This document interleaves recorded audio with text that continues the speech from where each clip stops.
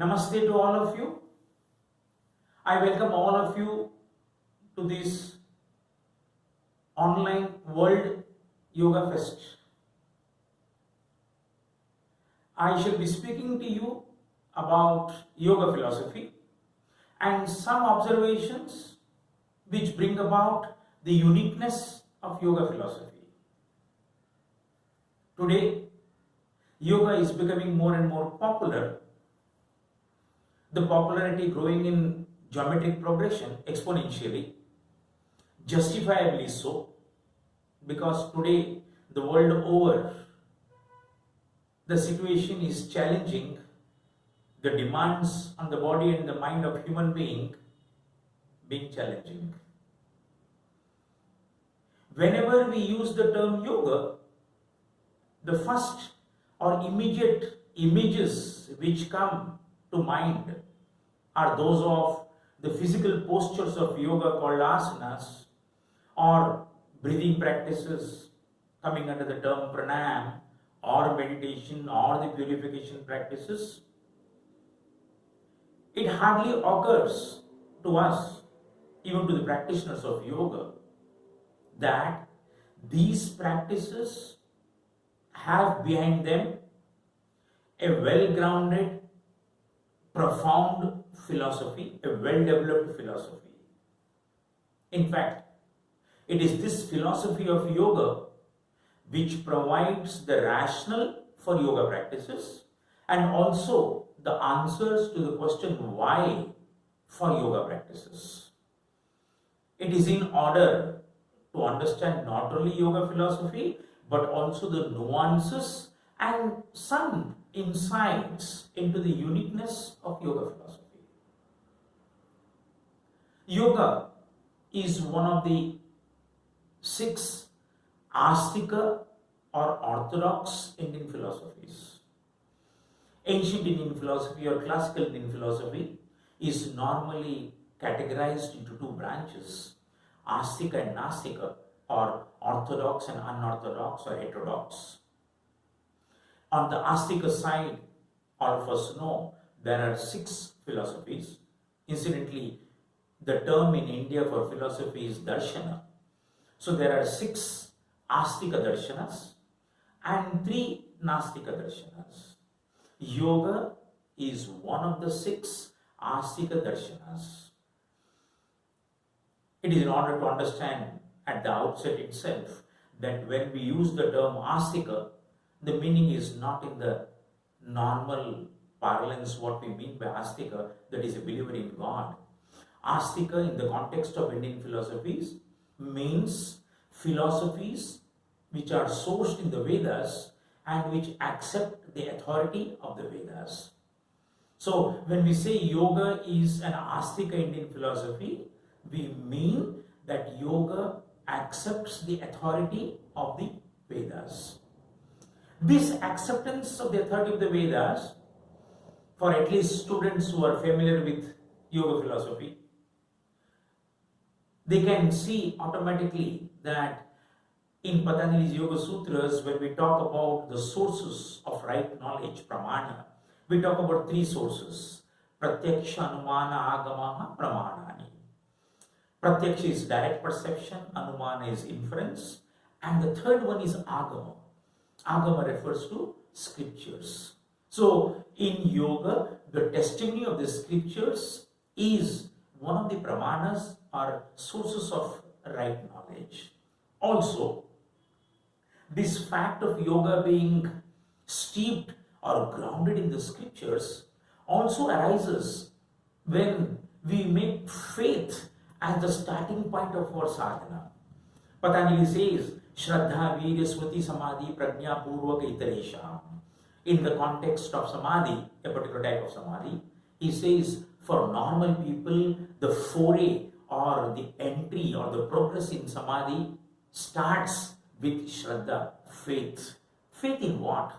Faith in the scriptures, faith in the propounders of the scriptures, faith in the gurus, in the rishis. So faith is the starting point, which also shows that yoga is an Astika Indian philosophy and Astika Darshana. These 6 Astika Darshanas Just to be total in our understanding, they are Vedanta, Mimamsa, Nyaya, Vaishika, Sankhya, Yoga. 6 Astika Darshanas. Each of these Astika Darshanas has one text, and that text is in the form of a sutra work. So, each Astika Darshana has one sutra work as its basic text. When it comes to yoga, we have Patanjali's Yoga Sutras as the basic text of yoga philosophy. We can understand Patanjali's Yoga Sutras as the Bible of yoga philosophy. And interestingly, people who are familiar will attest to what I am saying. Patanjali's Yoga Sutras provide the principles for all yoga practices, even if it on its own does not enumerate or list down the various practices. Neither does Patanjali Yoga Sutras give the list of asana names, nor the techniques for performance of asana, nor the varieties of pranayam, but Patanjali's Yoga Sutras provides principles to be followed or complied with by all yoga practitioners as regards the practices of yoga. It is the basic textbook of yoga philosophy. We will go into, if time permits, the specificities or the uniqueness of this genre of sutra literature.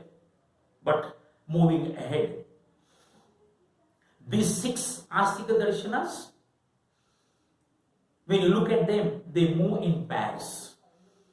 So, Vedanta and Mimamsa go together.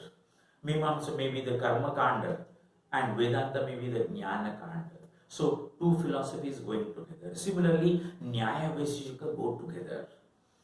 And accordingly, Yoga Darshana is allied or moves along with Sankhya Darshana. Sankhya Darshana, which is founded by sage Kapila. This going together is because Sankhya Darshana provides the metaphysical, the epistemological, the ontological, or in short, the theoretical foundations for all yoga practices. This is taken for granted. For example, when we start studying Patanjali Yoga Sutras, in the second sutra itself, Patanjali gives the definition, Yogaha Chitta Vritti Nirodha. Yoga is the restraint to the point of stoppage of Chitta Vrittis. Patanjali never explains what is Vritti, what is Nirodha, what is Chitta, because it is assumed that you have understood Sankhya, and Sankhya gives a good explanation of these philosophical concepts which are assumed by Patanjali's Yoga Sutras. So, Sankhya provides the philosophical foundations for Patanjali's Yoga Sutras, or to be more precise, for yoga practices. In a number of places, instead of only using the word yoga, we use Sankhya Yoga. For example, in Bhagavad Gita, we use the word Sankhya Yoga. So, yoga which is sourced or rooted in Sankhya. Sankhya is considered as theoretical yoga, and yoga is considered as practical Sankhya. They always go together. Sankhya provides total deep philosophy, provides or proposes the goal, the vision, where it has to go, where the human being has to go. And yoga practices take you towards the fulfillment of the goal proposed by Sankhya philosophy. Like all other Indian philosophies, the ultimate goal of yoga philosophy also is the permanent elimination of the inevitable sufferings and miseries of human life. This point has to be marked because even if the various practices of yoga provide their individual benefits, at the back of the practice, the goal towards which all the practices take you is never lost sight of. Unless and until we understand this ultimate goal of yoga practices, which can be understood when we understand the philosophy of yoga, our practices are poor. Understanding the philosophy of yoga actually enriches our practices and makes the practices more purposeful. Take for example, when you do asana practice, yes, the body will definitely start showing the benefits. But is asana practice exclusively meant for developing the body, for the health of the body? No.